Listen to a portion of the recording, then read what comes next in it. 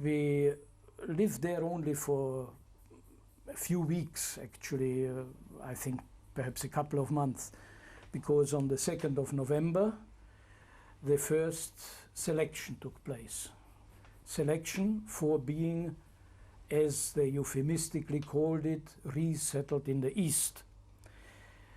That selection, we were made to come to a certain place in an abandoned school building, in the yard of an abandoned school building, and families were selected by Eichmann in person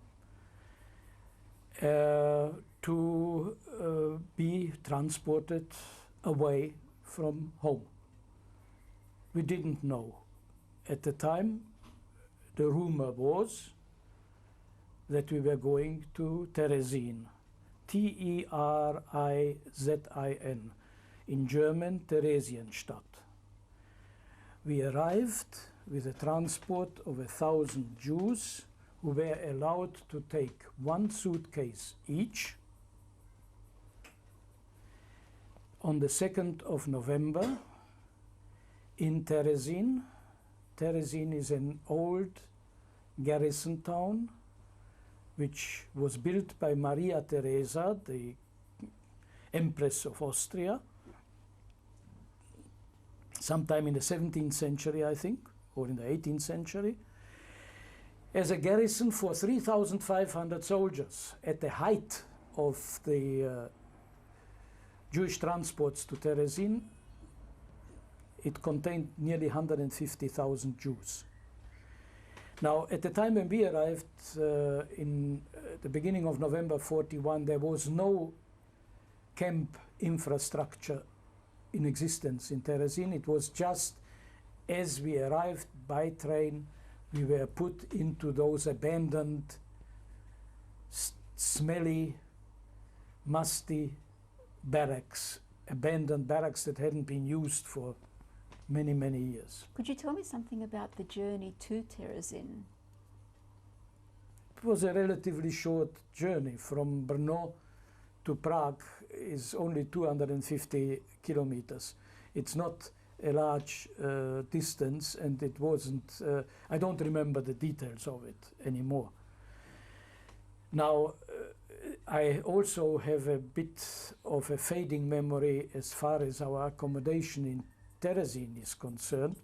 I do remember I was 21 years old already. I was considered an adult, and I was accommodated with my parents, whereas young children were accommodated separate from their parents. But that is as much as I remember, and I do remember that we still had our suitcase that we had brought along each, and that we were at that stage still able to supplement whatever food rations were given to us there with dry supplies that we had taken along from home in that suitcase. Sorry, you mentioned Eichmann doing the selection for Theresien. Do you remember anything about him? No, only the fact, the profile, the man was known, the fact that he did it in person. That is all I remember of him.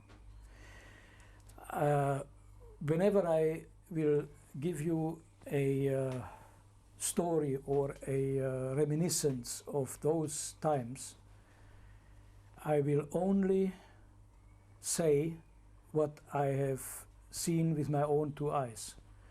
And whatever is rumor or hearsay, I will qualify as such, because I think it is important that as a survivor I bear the responsibility to authenticate only what I personally can authenticate. I saw him for a considerable time, but that is all I can say. He was in an SS uniform, and I was much more concerned with looking after my parents than with the circumstances of the selection itself. Once the decision was made that we were to be transported to Terezin.